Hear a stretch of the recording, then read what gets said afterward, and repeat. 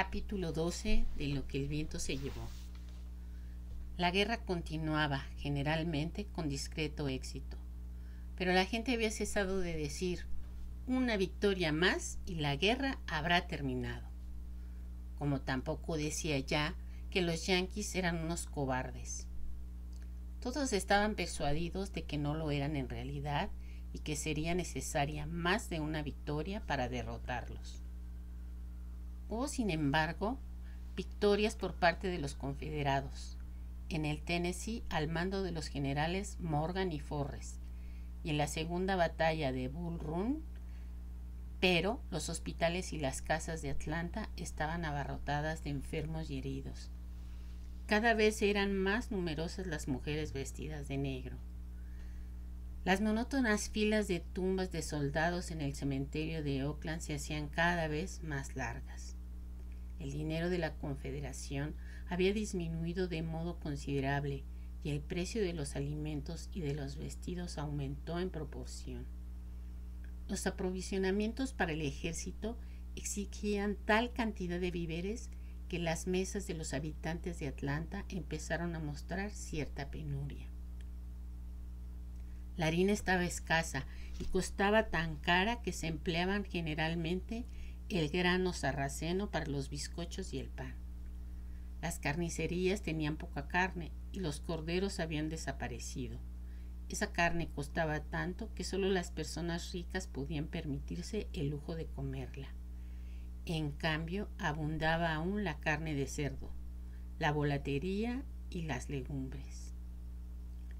El bloqueo yanqui se hizo más riguroso y algunos artículos de lujo como el té, el café, la seda, los corsés, el agua de colonia, las revistas de moda y los libros eran escasos y carísimos. Hasta los tejidos de algodón más ordinario habían aumentado de precio y las señoras se veían obligadas, muy a pesar suyo, a ponerse los vestidos de las estaciones precedentes. Telas que años antes habían sido abandonadas en las buhardillas para llenarse de polvo volvían a aparecer, y en casi todas las tiendas se encontraban rollos de tela tejida a mano. Todos, soldados, burgueses, mujeres, niños y negros, empezaban a llevar estas telas. El ceniza, que era el color de los uniformes de la Confederación, prácticamente había desaparecido para hacer de este tejido un gris oscuro. Los hospitales empezaban a preocuparse por la falta de quinina, de calomelanos, opio, cloroformo y yodo.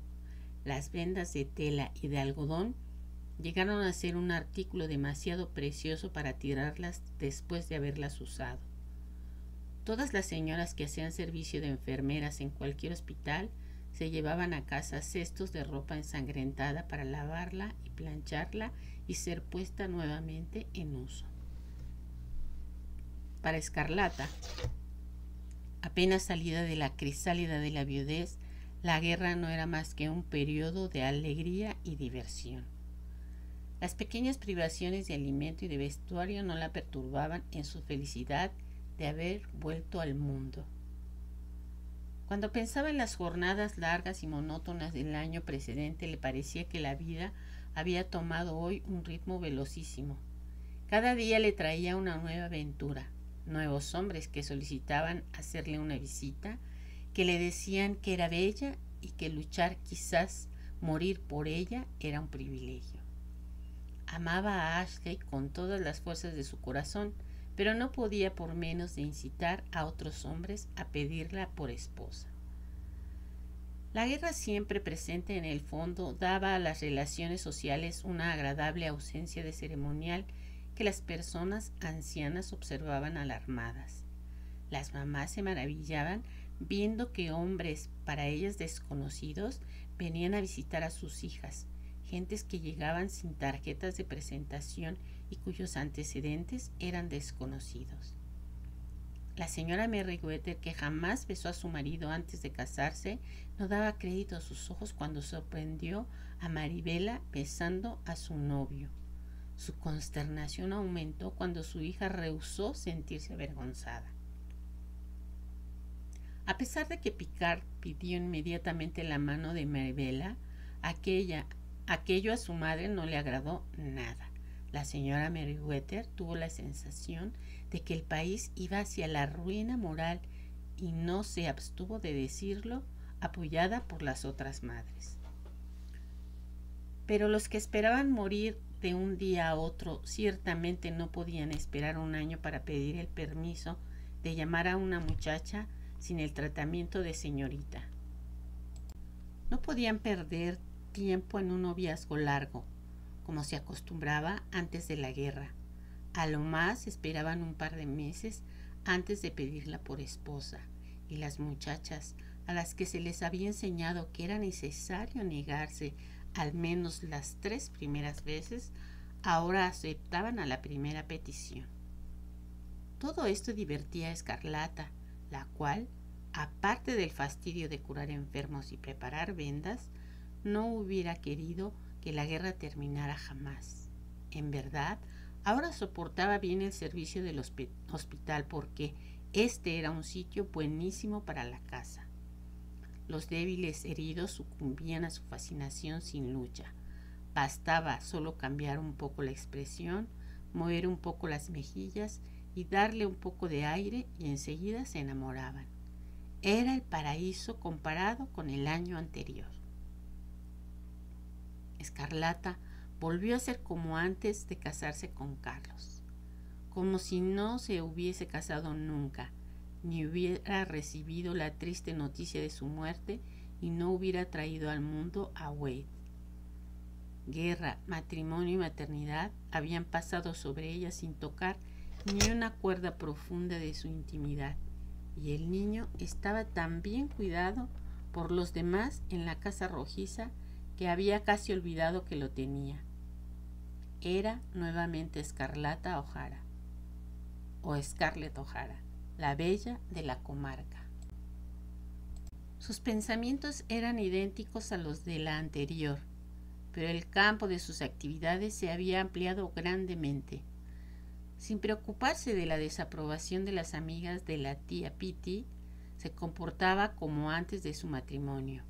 Iba a las reuniones, bailaba, salía a caballo con oficiales, coqueteaba y, generalmente, hacía todo lo que antaño cuando estaba soltera. Solo conservaba el luto. Sabía que para Pittypat y Melanie el quitárselo sería un golpe demasiado fuerte. Se sentía feliz, cuando pocas semanas antes era tan desgraciada, feliz de tener sus admiradores, feliz de su propia fascinación, feliz cuando era posible serlo con Ashley, casado con Melanie y en peligro. Pero era más fácil soportar el pensamiento de que él pertenecía a otra cuando estaba lejos. Y a través del centenar de millas que había entre Atlanta y Virginia, a veces le parecía que Ashley era tan suyo como de Melanie. Los meses de otoño de 1862 transcurrieron velozmente en estas divertidas ocupaciones, interrumpidas por algunas breves visitas a Tara. Estas no le daban la alegría que ella se prometía cuando hacía sus planes en Atlanta, porque no tenía tiempo de estar sentada junto a Elena mientras cosía, aspirando el leve perfume de verbena de sus vestidos. Era imposible tener largas conversaciones con su madre y sentir sus dulces manos en sus mejillas. Elena, flaca y preocupada, estaba en pie desde la mañana hasta bien entrada la noche, mucho tiempo después de que toda la plantación estaba dormida. Las demandas del comisariado de la Confederación eran cada vez más gravosas y ella tenía el deber de hacer producir a Tara lo más posible. Hasta Gerald estaba ocupadísimo por primera vez en muchos años, porque no encontraba un capataz que sustituyera a Jonas Wilkerson, y corría en persona a través de la plantación. En estas condiciones, Scarlett encontraba a Tara muy aburrida. Hasta sus 2 hermanas se ocupaban de sus propios quehaceres. Suselle se puso de acuerdo con Frank Kennedy y le cantaba "Cuando esta guerra cruel termine", con una intención maliciosa que Scarlett encontraba insoportable y Karen fantaseaba pensando en Brent Tarleton, así que ambas no eran una compañía interesante. Aunque Scarlett iba siempre atada por su voluntad, se alegraba cuando las inevitables cartas de la tía Pitty y Melanie le suplicaban que volviera. Elena suspiraba entristecida al pensar que su hija mayor y su único nietecito tenían que dejarla. Pero no quiero ser egoísta y entretenerte aquí, cuando te necesitan como enfermera en Atlanta, decía. Solo me parece que ya no voy a volver a ver, tesoro mío, y sentir nuevamente que eres mi pequeñita, como antes. Soy siempre tu pequeñísima, respondía Scarlett y escondía la cara en el seno de Elena, sintiendo que le remordía la conciencia. No decía a su madre que eran los bailes y sus admiradores lo que la reclamaban en Atlanta, y no el servicio de la Confederación. Había muchas cosas que ella callaba a su madre. Sobre todo, conservaba el secreto de que Red Butler le hacía frecuentes visitas en casa de la tía Pittipat.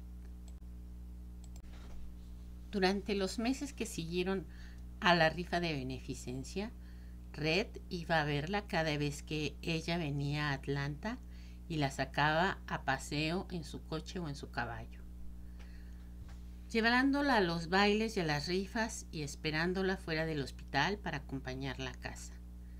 Ya no temía que él revelara su secreto, pero en el fondo de su pensamiento permanecía el tormentoso recuerdo de que la había sorprendido en la peor de las situaciones, que sabía la verdad con respecto a Ashley. Era esto lo que la obligaba a dominarse cuando él la fastidiaba, y esto sucedía con frecuencia. Butler tenía alrededor de los 35 años. Era el más viejo de los cortejadores que tuviera ella nunca, y ante él ella se encontraba turbada como una niña e incapaz de tratarle como a los de su edad. La hacía rabiar y parecía que nada le divertía tanto como verla irritada. Y ella se dejaba llevar por la cólera, porque tenía el ardiente temperamento de su padre, bajo la dulce carita que había heredado de Elena. Por otra parte, no se había tomado nunca la pena de dominarse, excepto en presencia de su madre. Ahora la fastidiaba muchísimo tener que contener sus palabras ante aquella sonrisa guasona. Si él hubiera perdido también el dominio de sus nervios, ella no se encontraría en estado de inferioridad. Después de algunas discusiones con él, de las que raramente salía victoriosa, Scarlett juraba que era un hombre imposible, descarado, mal educado y con el que no quería volver a tener la menor relación. Pero tarde o temprano él volvía a Atlanta. Venía a hacer una visita aparentemente a la tía Pitty y presentaba a Scarlett con exagerada galantería una caja de dulces que le había traído de Nassau. O comprometía el puesto junto a ella en un concierto o le pedía un baile. Y como siempre, la joven se divertía tanto con su descarada imprudencia que reía y olvidaba los pleitos anteriores hasta la próxima vez. Empezó a esperar sus visitas. En él había algo excitante que Scarlett no analizaba, pero que le hacía diferente a todos los demás. Es casi como si estuviera enamorada de él, pensó un día escandalizada. Pero no le amo, ni entiendo lo que me pasa. Pero el sentido de excitación persistía. Cuando Red iba a hacerle una visita, la casa señorial de tía Pittipat parecía demasiado pequeña, incolora y casi miserable. Scarlett no era la única en casa en reaccionar extrañamente en su presencia. También Pittipat se ponía en un curioso estado de agitación.